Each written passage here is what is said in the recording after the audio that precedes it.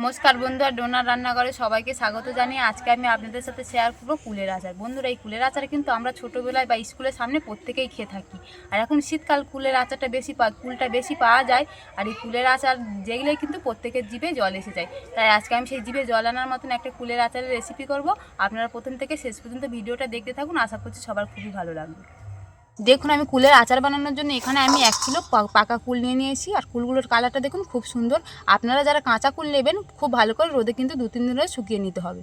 তো দেখুন, কুলগুলোর কিন্তু বোঁটা আছে, দেখুন এই বোঁটাগুলো আমি প্রথমে ছাড়িয়ে নেব। এই দেখুন কত সুন্দরভাবে পেকেছে না।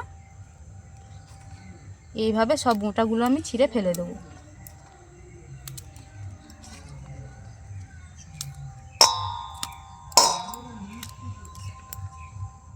কুলের বোটাগুলো কিন্তু সব আমার ছাড়ানো হয়ে গিয়েছে। আর কুলের মধ্যে অনেক কিন্তু ময়লা থাকে, তাই আমি জল দিয়ে খুব ভালো করে ধুয়ে নেব, 2-3 বার জল পাল্টে পাল্টে। এইভাবে আলতে আলতে খুব ভালো করে আমি ধুয়ে নেব। দেখুন জলটা আস্তে আস্তে ঘোলা হয়ে যাচ্ছে না, কতটা নোংরা আছে দেখুন।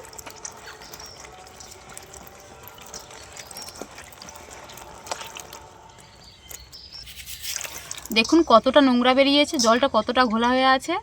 এই জলটা ফেলে দিয়ে আরও আমি 2-3 বার ভালো করে ধুয়ে নেব। দেখুন কুলটা জল পাল্টে পাল্টে 2-3 বার খুব ভালো করে আমি ধুয়ে নিয়েছি, আর বেশ পরিষ্কার হয়ে গিয়েছে। এবার কুলের আচার বানানোর জন্য আমি একটা শুকনো মশলা বানিয়ে নেব। এটা এক সাইডে রেখে দেবো। এখানে আমি ভাজা মশলা বানানোর জন্য কয়েকটা মশলা নিয়ে নিয়েছি। 1 চামচ ধনে নিয়ে নিয়েছি, 4টে শুকনো লঙ্কা, এখানে 1 চামচ কালো জিরে নিয়ে নিয়েছি, আর মেথি 1/2 চামচ নিয়েছি। মেথি বেশি দিলে তেতো হয়ে যায়। আর এখানে দেখুন মৌরি নিয়ে নিয়েছি 1 চামচ, আর জিরে নিয়ে নিয়েছি 1 চামচ, আর 2টো তেজপাতা নিয়ে নিয়েছি।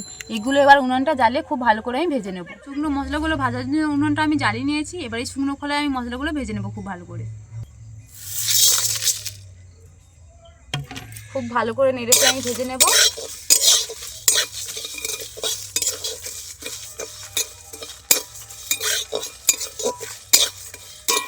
মশলাটা কিছুক্ষণ নেড়ে চেড়ে খুব ভালো করে আমি ভেজে নিয়েছি। আর যত নাড়ছি তত কিন্তু খুব সুন্দর একটা গন্ধ বেরিয়েছে। এবার আমি নামিয়ে নেব।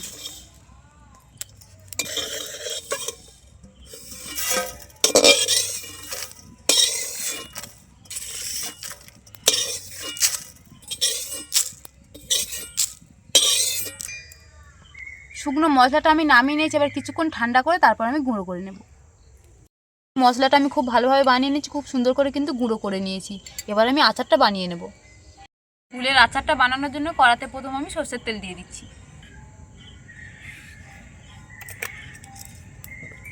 হালকা গরম করে নেব।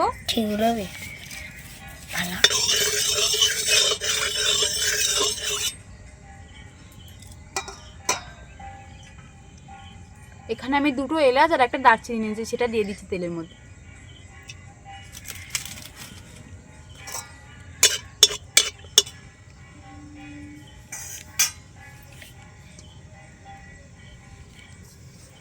এবার আমি কুলটা দিয়ে দিচ্ছি।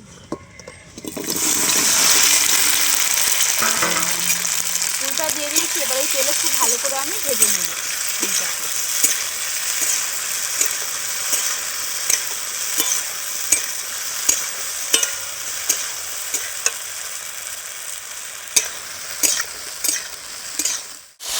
দেখুন কুলটা খুব ভালো করে আমি ভেজে নিয়েছি। এবার ওর মধ্যে আমি একটু নুন আর হলুদ দিয়ে দেবো। নুনটা প্রথমে দিয়ে দিচ্ছি, হলুদ দিয়ে দিচ্ছি, আরও কিছুক্ষণ এইভাবে নেড়ে নেব।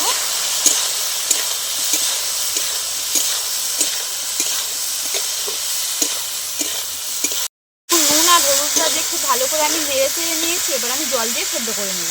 পরিমাণ মতন জল দিয়ে দিচ্ছি, একটু নেড়ে দেবো। চাপা দিয়ে আমি 10 মিনিটের মতন সেদ্ধ করে নেব। কুলটা আমি 5 মিনিটের মতন জাল দিয়ে নিয়েছি। এবার খুলে আমি ভালো করে নেড়ে দেবো। দেখুন কুলটা কিন্তু অনেকটাই সুন্দর কালার এসছে। আর দেখুন অনেকটা ঘেঁটে ঘেঁটে গিয়েছে, মানে ভেতর থেকে দানাটা বেরিয়ে এসেছে।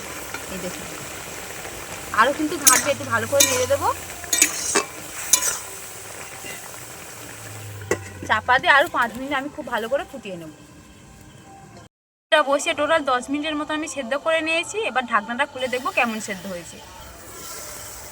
দেখুন জলটাও অনেকটা কমে গিয়েছে, আর কুলটা অনেকটাই ঘাঁটা ঘাঁটা হয়ে গিয়েছে। আরও আমি ঘেঁটে দেবো। দেখুন, আর বেশ আটা আটা মতন এসছে দেখুন। এরকম করে ভেজে দেবো।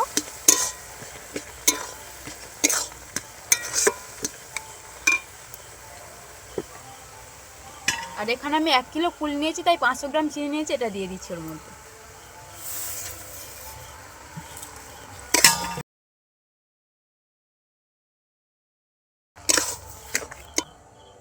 খুব ভালো করে আমি চিনিটা নেড়ে নেবো যাতে সম্পূর্ণ চিনিটা গুলে যায়।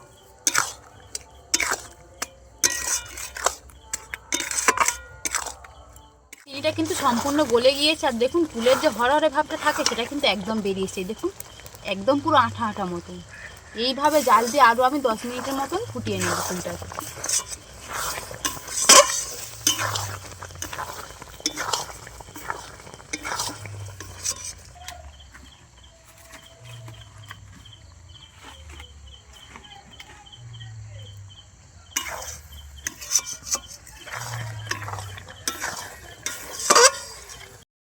দেখুন কুলটা আমি 10 মিনিটের মতো নেড়ে চেড়ে নিয়েছি। আর দেখুন অনেকটাই গাঢ় হয়ে গিয়েছে, আর কালারটা দেখুন অনেকটাই চেঞ্জ হয়ে গিয়েছে। এবার যে আমি ভাজা মশলাটা বানিয়ে রেখেছিলাম সেটা ওর মধ্যে দিয়ে দিচ্ছি। আরও কিছুক্ষণ খুব ভালো করে নেড়ে নেব।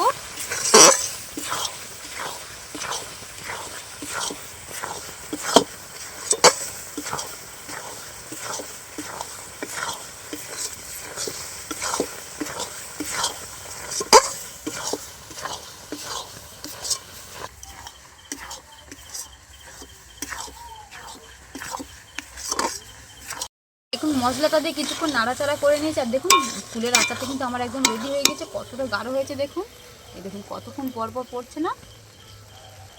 এবার আমি নামিয়ে নেব। দেখুন কুলের আচারটা কিন্তু আমার একদম রেডি হয়ে গেছে। আর দেখুন কত সুন্দর দেখতে লাগছে, যে কারোর দেখলেই জিভে কিন্তু জল এসে যাবে। এবার এটাকে খুব ভালো করে আমি ঠান্ডা করে নেব। তবে একটা কাঁচের জার খুব ভালো করে, সেটা যেন শুকনো হয়, তাতে রেখে আমি অনেক দিন ধরে সংরক্ষণ করে রেখে খেতে পারবো। এরকম আচার কিন্তু আমরা স্কুলের বাইরে অনেকে খেয়ে থাকি বা পাড়ায় দোকানে এলে খেয়ে থাকি। এর উপর যদি একটু বিট নুন ছড়ানো যায় তাহলে কিন্তু খেতে খুব ভালো লাগবে। তাই আমি উপর থেকে একটু বিট নুন দিয়ে দেবো। দেখুন একদম কিন্তু দোকানের মতন দেখতে লাগছে।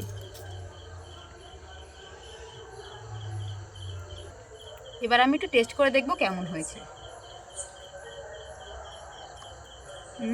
অসাধারণ হয়েছে, বলে বোঝাতে পারবো না কত সুন্দর হয়েছে। খুব খেতে কিন্তু খুব ভালো লাগছে। আপনারা এরকম হলে একবার বাড়িতে বানাবেন।